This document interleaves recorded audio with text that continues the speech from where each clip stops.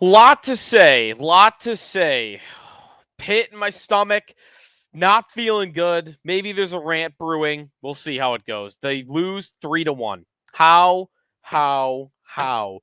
did they lose that game 3-1? We'll recap Sabres and Kings coming up here on the Locked On Sabres podcast.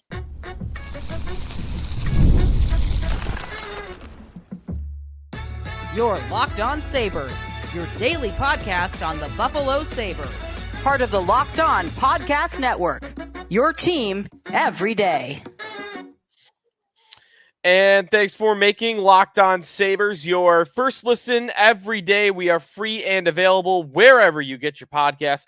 Part of the Locked On Podcast Network, your team every day. And today's episode of the show is brought to you by Gametime.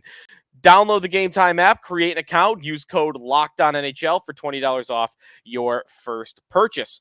All right, lot to get to on today's show after a demoralizing, deflating, a different type of loss. 3-1 at the hands of the LA Kings in a game that was by far the best performance of the Sabres season so far in their 3 games. This was their number 1 performance.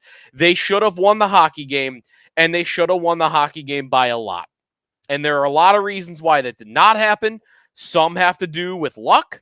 Some have to do with bad luck, of course, and some have to do with maybe the makeup of their roster. That's a maybe, though. So we'll get to some of the events that had this play out, the numbers from today's game, and some long-term concerns that I might have about this team after this loss.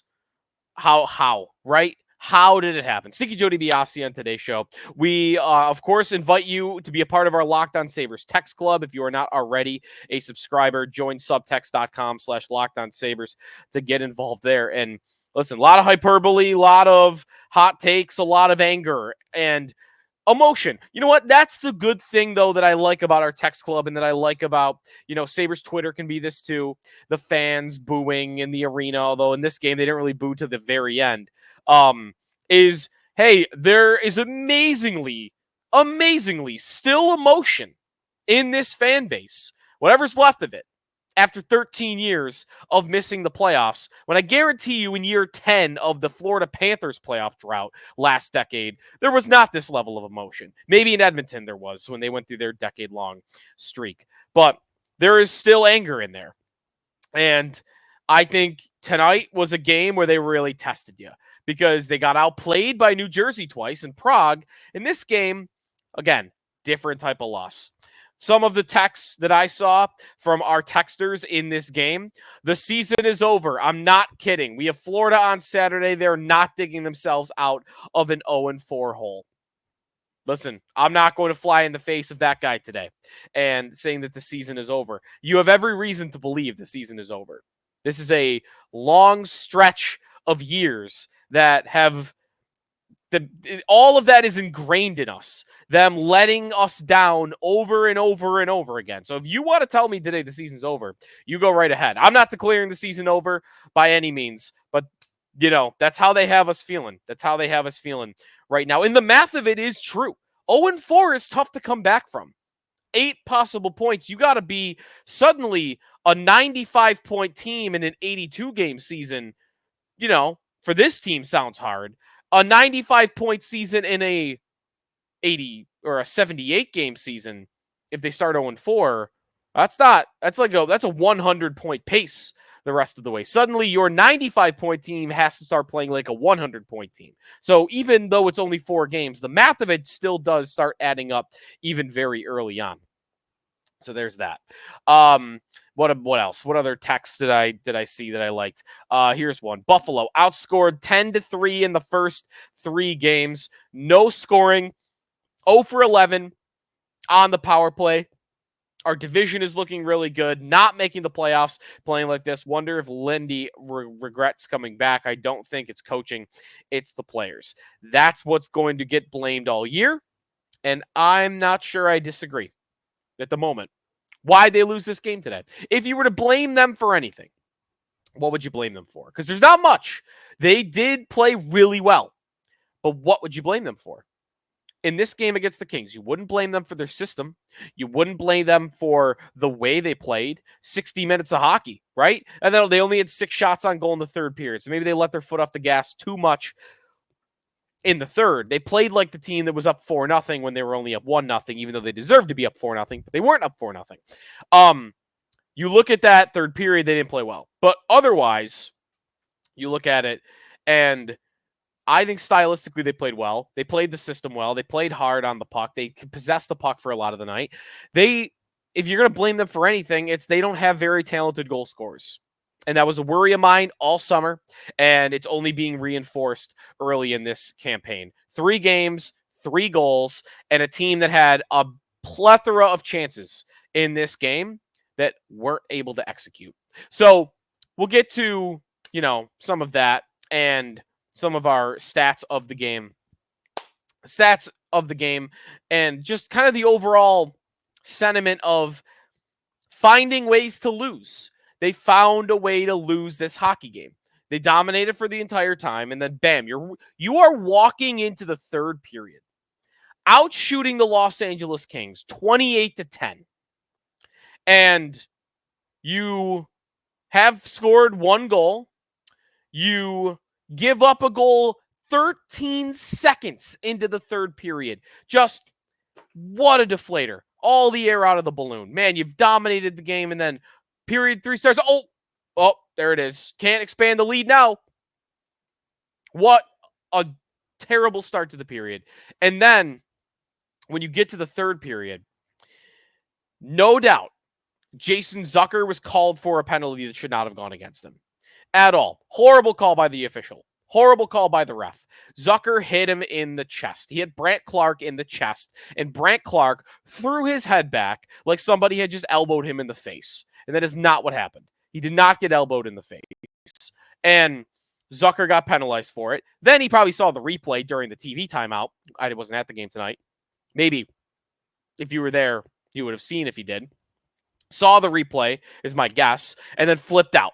And the ref threw him out of the game, 10-minute misconduct. So he's gone. Then, to me, the most critical mistake of the game. Most critical mistake that any Buffalo Sabre played, and it cost them the hockey game. You are shorthanded. You are having a great game on the penalty kill. That game, the Sabres were awesome on the penalty kill. The Kings couldn't generate anything. And the Sabres had their goal on the penalty kill. Alex Tuch scoring, forcing a neutral zone turnover, goes down on the breakaway, takes the shot, collects his own rebound, puts it in the back of the net. Their penalty kill had been dominant in this game. And there is Mattias Samuelsson. I'm going to guess, because the Sabres were playing a little bit on edge after that Zucker penalty. You could tell they were mad after a call that shouldn't have gone against them went against them. Maybe the emotion played into it. Why is Mattias Samuelsson, who's wearing a letter, by the way, on his jersey, named one of the leaders of the team? Why is Mattias Samuelsson running after a Kings forward to the wall, where if you are familiar with power play systems in the National Hockey League, you're typically, as a defenseman, not supposed to chase an opposing player to the far wall. You could do it behind your own net. You're not supposed to chase them to the walls in an aggressive manner. It's what takes you out of position. So he's not even supposed to be in that spot in the first place. Why is his stick above his hip? And why is he coming crashing down on the Kings player's stick? You could tap his stick. You could stick lift him. You could take a body to body into the wall. You could back off because you're probably not supposed to be in his space anyway as a part of that penalty kill. Why are you swinging your stick like that? Because he wasn't thinking, obviously, because if he was, he wouldn't have done it. But if you were thinking in that moment, you would go, I can't break his stick because, listen, they'll let a lot go when you're down a man.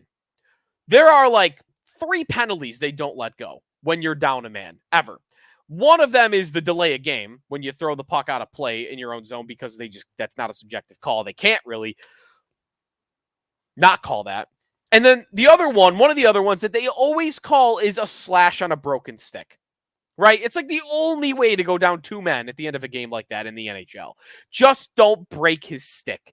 And why is my 6'5" defenseman coming down on this guy's stick like he is wielding Thor's hammer? Undisciplined moment by a guy who's supposed to be a leader on the team that's already been demoted down to the third pair to start this season. Bad moment by Mattias Samuelsson. And I think it cost them the hockey game. Because 5-on-3, listen, what are you supposed to do? They actually didn't do a bad job killing off like the first half of it. And they got themselves to the next penalty so that they could have one last chance while they were evened up. So Samuelsson, that's my big critical error of the game is Samuelsson. We'll go through when we come back some of the other moments, though. The Sabres had, and I'll get to my one long-term worry that stems from this game and some moments that come to mind from this game that kind of connect to that. Are the Sabres going to have a tough time finishing their chances this year? We'll get to that when we come back here on the Locked On Sabres podcast. We are presented here on the show by FanDuel Sportsbook. All right, so FanDuel, listen, this is where you love FanDuel. Early this morning on my preview show for Sabres and Kings, I had JJ Peterka as part of my 3-leg parlay. I had made that bet, but JJ Peterka ruled out, so bets voided. Get the money back. You don't lose out. So you can check it all out. FanDuel Sportsbook, FanDuel.com. If you're looking for a parlay opportunity for maybe for the Sabres this weekend or football, maybe you want to throw something down on an NFL game, just check it out. Maybe you just want to look at the stats. Maybe you want to look at the live play-by-play because that's available to you now in the middle of a game at FanDuel Sportsbook. So much more than where you're just placing your bets. You'll get started, though, with $200 in bonus bets guaranteed when you place your first $5 bet. Check it all out at America's #1 sportsbook at FanDuel.com. Sneaky Joe DiBiase back here on the Locked On Sabres podcast, just getting some Sabres energy, some Sabres emotions out before taking a trip this weekend. Going to the New York City area, played Bethpage Black, ready for some golf. Going to go to Bills Jets as well. So I need to get all my negative energy, all my negative thoughts out right here, right now. And man, the Sabres really, they gave you opportunity here. This was a game, Sabres versus Kings. They fall 3-1, and the game ends up 33-23 in shots for the Sabres. In the game, in terms of shot attempts and whatnot, the Sabres shot attempts 45-32, expected goals for 204 for the Sabres, 0.95 for the LA Kings. That was at 5-on-5, of course. Again, the Sabres power play just can't get anything working whatsoever. Man, power play in this game, the Sabres, the second period, actually, their opportunities, they did do well. They had 13 shot attempts, only 2 in the first period on their power play there. Eight scoring chances, by the way. Oh, no, 8 shots. 8 shots for on the power play. But anyways, the thing that I'm concerned about the Sabres team on the large part, and there were moments in this game that brought this up for me. How good are they going to be at, one, getting chances? When they get their chances, how good are they going to be at actually burying the puck? Because 2 of these 3 games, I've got Lindy Ruff in postgame talking about how they got chances. They just need to finish them. And that, man, if you remember way back, those post Drury Briere teams, you know, somewhere between 2008 and 2012. Anytime Lindy talked about his teams in those years, it was always that same comment. It was always about, hey, we had chances, we just didn't execute them. We didn't finish our chances. Always a thing with that team. Vanek would do it, Pominville would do it, and the rest of the team wouldn't. And this team right now, I've got that wonder. Here in this game, Tage Thompson had a million chances. In reality, it was probably like 6 or 7. Thompson was robbed twice by Darcy Kemper when he was going glove side. Listen, great saves are one thing, but if you're going to be a 50-goal scorer, you got to just be that fraction better. It's a fractional difference between, hey, that puck is up here and then it hits the bottom of his glove, or it is 4 centimeters lower and it's in the back of the net. I know that's a tough standard to set for Tage Thompson, is, while he got robbed by Darcy Kemper, I need you to be a little bit better there. I know that's a tough standard, but listen, if you want to be a number one center in the NHL, you want to be a 50 goal scorer, you need the guy to be a little bit better at those fractions. You need him to be a little bit better at that finishing. He had too many chances in this game to not score. He hit the post one other time. He had a breakaway opportunity in the second period that was a little strange. He fired the puck so early. He was up by the faceoff circles. I thought he would come in. He had the speed. He could have dangled. He could have got in closer for a shot. So, interesting decision there. And he's obviously going to be the top of the list. The rest of the team couldn't finish either. Lots of chances everywhere. Dylan Cousins, in the first period, has a 2-on-1 opportunity. What does the defenseman do? He takes away the pass. So here we go. Mano y mano. It's Dylan Cousins against Darcy Kemper. And what does Dylan Cousins do? He shoots it into his chest. Right in the breadbasket, right at the logo. Listen, I don't just score that every time. I need a better effort than shooting it into the goaltender's chest. I need you to pick a corner. I need you to try to hit the edges of the net. You're never going to score goals shooting it right at the goaltender. Cousins did that on his best opportunity of the night, arguably. What else? Ryan McLeod. Listen, Ryan McLeod, not really paid to score goals, but that was a choice the Sabres made. Hey, what type of center should we replace Casey Middlestat with on our third line? We used to have this 60-point dangling playmaking center that can score some goals, and we need a new type of third line center. So let's go for this guy, who I believe his career high in goals is 12. You saw on that penalty shot why Ryan McLeod is somebody that will maybe never score 20 goals in his NHL career, or somebody whose offensive upside is very limited. Why? He got Kemper to do exactly what he wanted. When he walked in, if he was thinking ahead, which most guys I think do on shootouts, his plan of attack when he picked up that puck at center was, I am going to go backhand, forehand, backhand, and I'm going to get Kemper to open the pads and expose the 5-hole. And I'm just going to drift that puck right into the back of the net. I'm going to get him to open the 5-hole, and I'm going to put it right through. He got the goalie. He got Kemper to do exactly what he wanted. He executed the move. He executed the blueprint. Kemper did what he wanted. And what did McLeod do? He was late.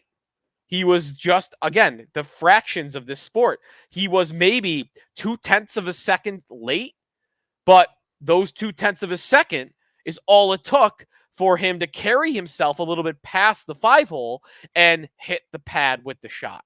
The timing of that shot, if that's what you're going to do, if your move is going to be forehand, backhand, get him to open the 5-hole and then put the puck through, your timing has to be expert. Your timing has to be on point. And it wasn't.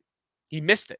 And that's why, listen, he's one of their forwards. Where does he rank in terms of ice time this year for forwards? 7th? Ryan McLeod, 6th?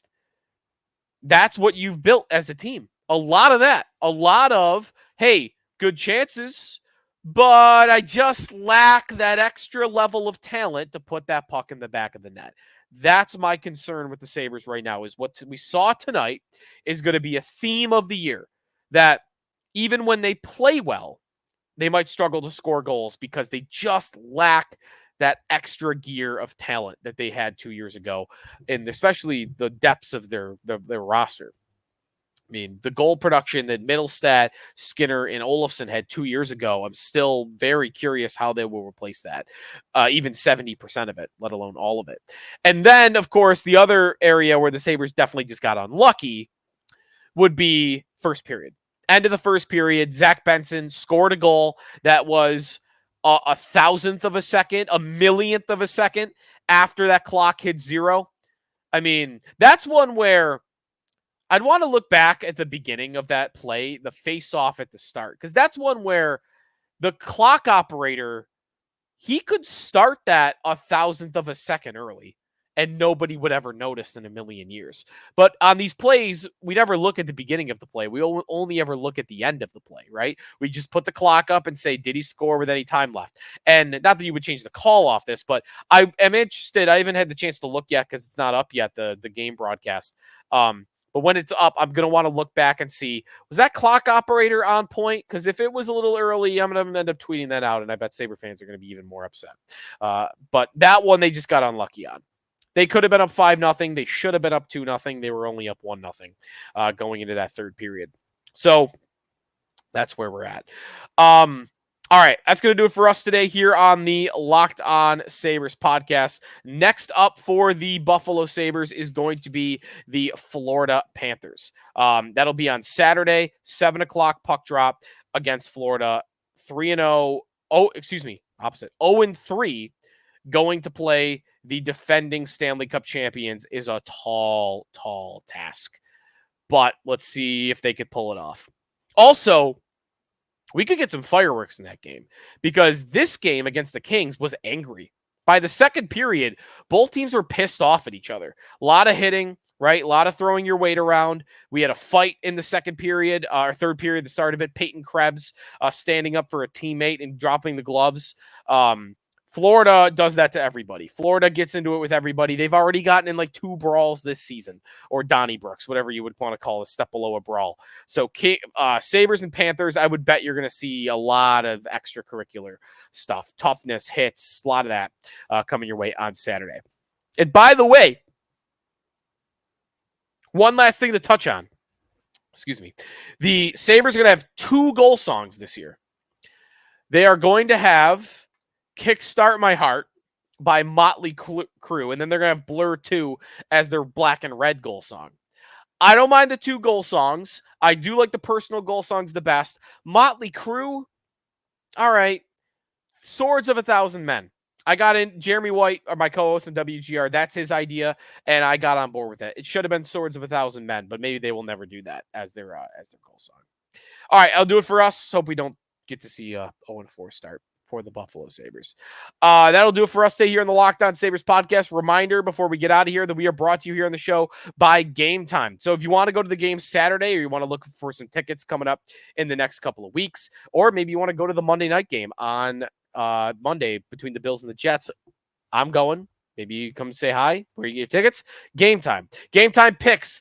New feature that makes getting tickets for your live event even easier. Gametime Picks filters out the fluff to show you only incredible deals on great seats so you don't have to waste time searching through thousands and thousands of tickets. So there's that. There's super deals as well that are available on Gametime. Lowest price guarantee. If you find tickets elsewhere better than Gametime, they're going to credit you 110% of the difference. Take the guesswork out of buying tickets with Gametime. Download the Gametime app, create an account, and use the code LOCKEDONNHL for $20 off your first purchase. Terms apply. Again, create an account, redeem code LOCKEDONNHL for $20 off. Download Gametime today. What time is it? It's game time.